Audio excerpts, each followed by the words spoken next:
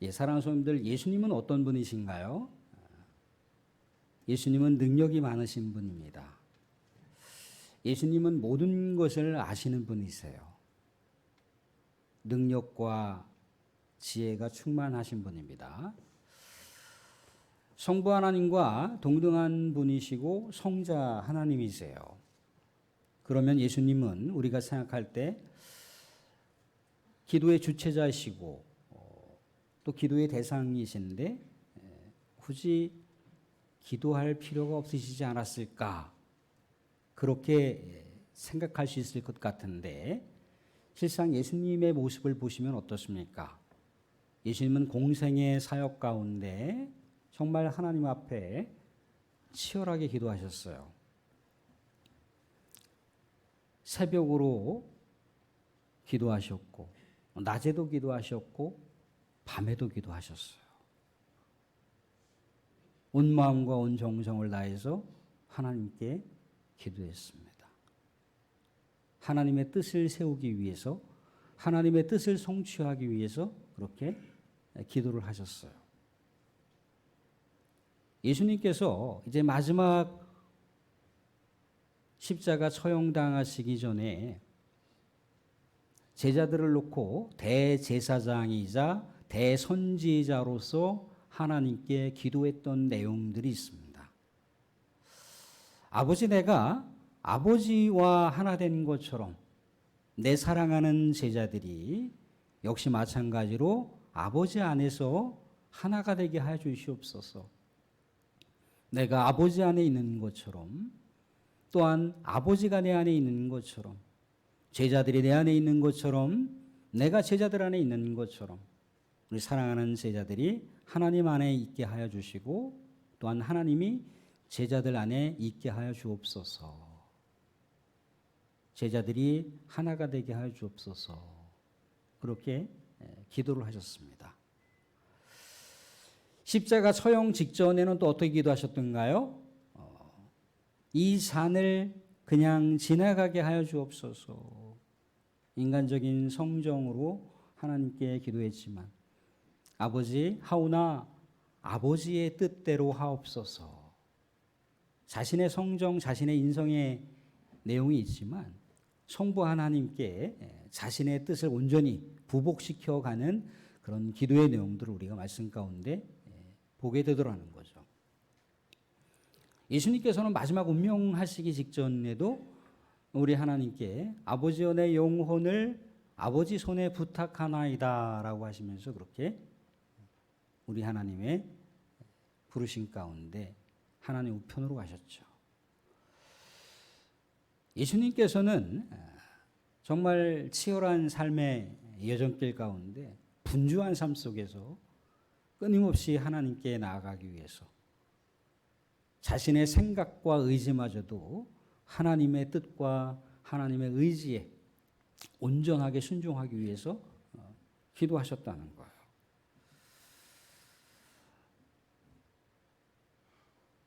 인간적인 생각을 우리가 엿보면 어떻습니까? 예수님께서 하나님께 왜 나에게 이런 십자가 사명을 주셨느냐라고 그렇게 탄원하는 기도를 하실 수도 있죠. 그죠?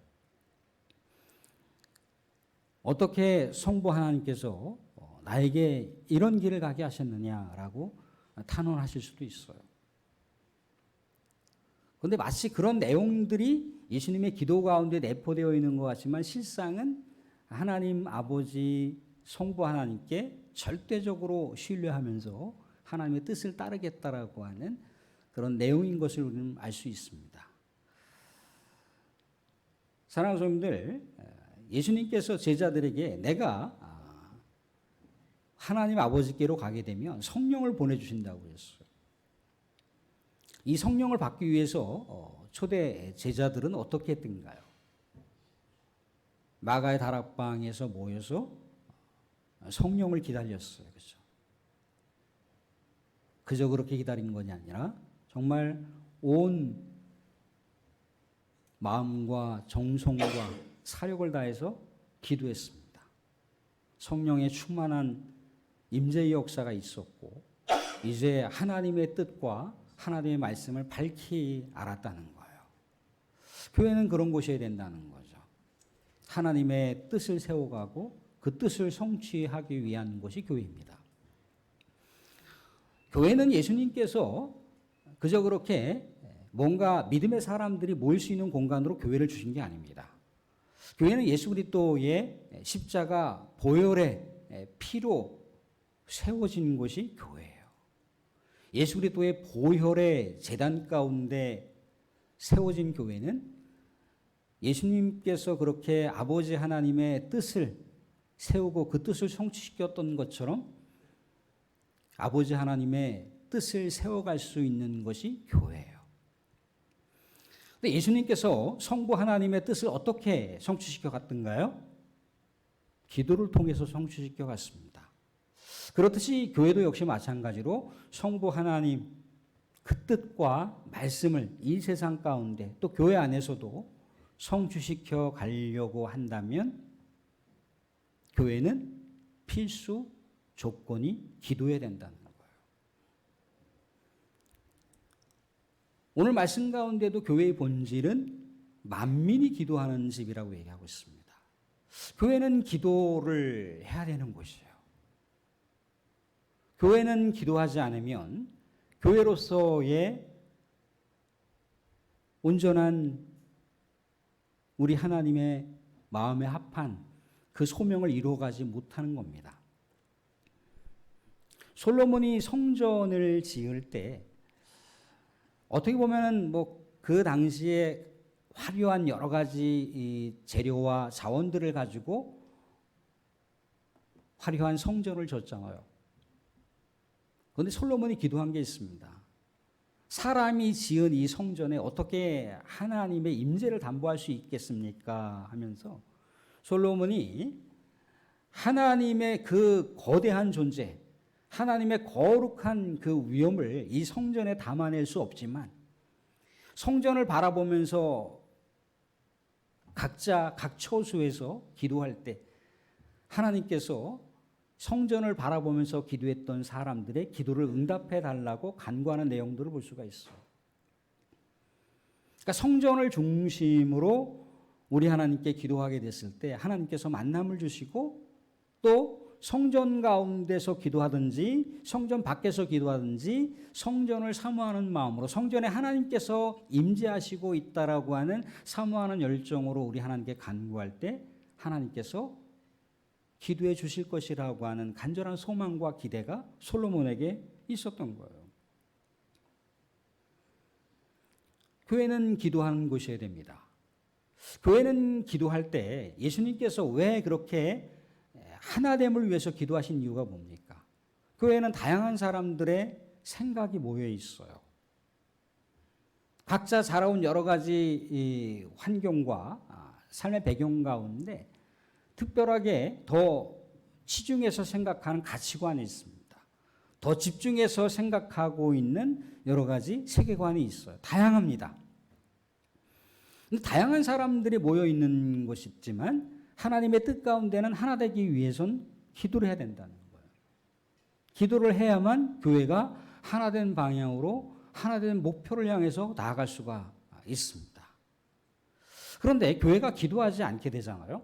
그럼 예수님의 향기, 예수님의 뜻을 사모하는 사람들이 하나 되기 위해서 모이는 것이 아니라 오히려 어떻습니까? 사람의 냄새만 가득한 사람 단체가 될 수가 있어요. 교회에서 우리가 여러 가지 사역들을 진행합니다. 교회가 봉사를 합니다. 교회가 구제를 합니다.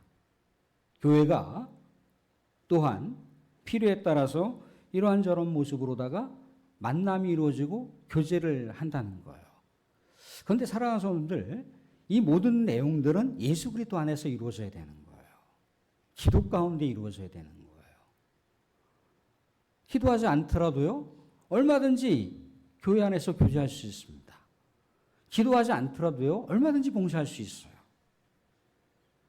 기도하지 않다고 하더라도 얼마든지 세상 가운데 봉사와 구제 활동을 할 수가 있습니다. 교회가 아니어도 모든 사람들이 그렇게 하고 있습니다. 심지어 종교가 없는 사람들도 그렇게 하고 있다는 거예요. 그런데 우리가 기도를 하는 것은 뭡니까?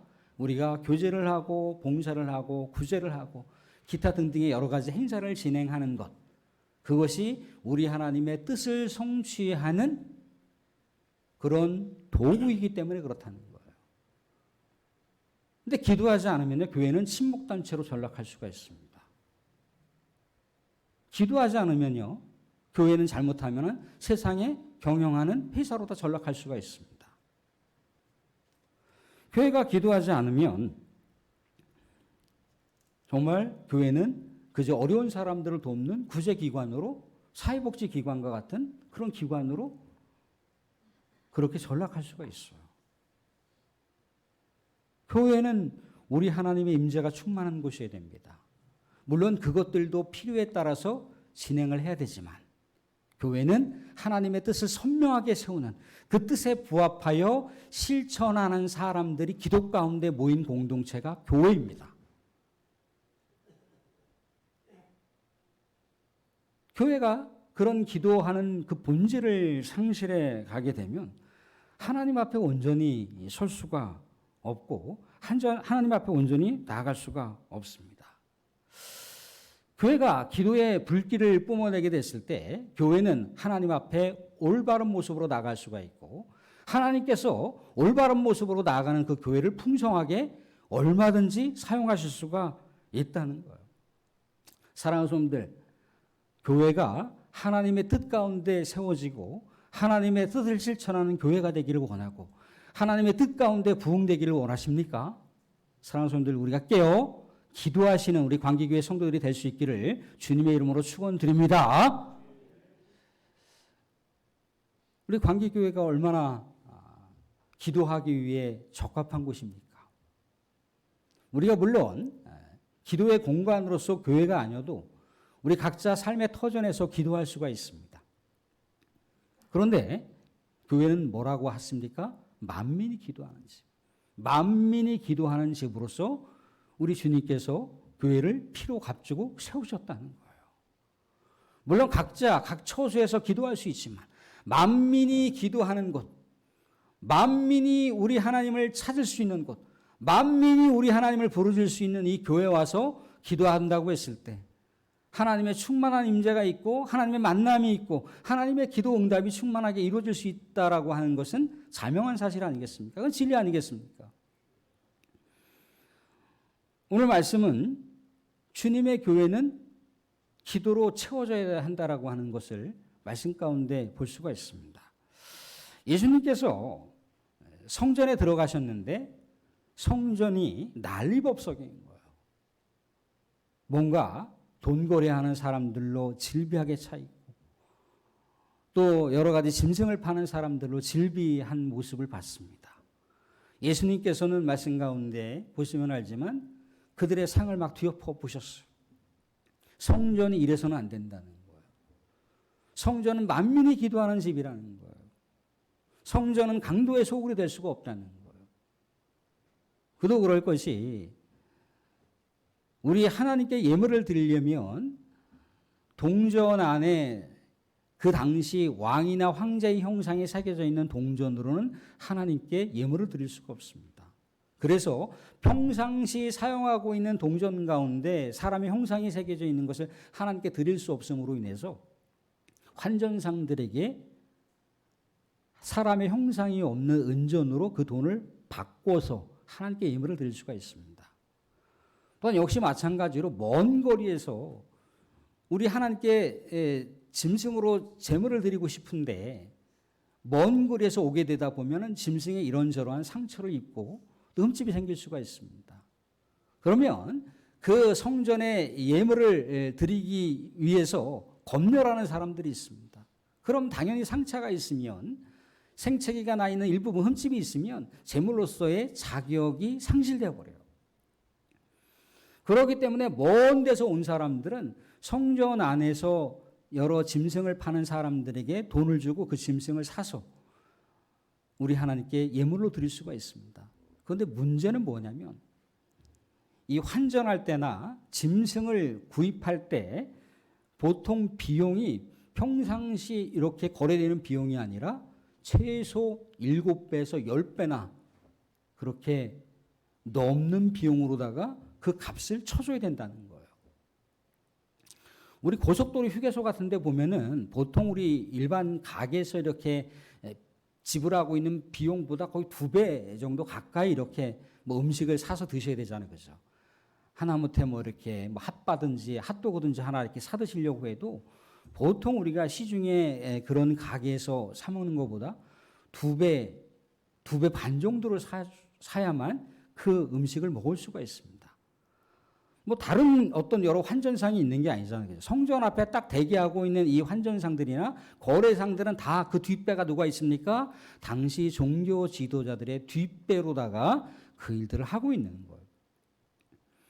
환전 거래소가 다양하게 있는 곳이 아니라는 거예요. 이렇게 짐승을 교환해 줄 수 있는 그런 가게터가 많이 있는 것이 아니라는 거예요. 거기밖에 없어요. 거기밖에.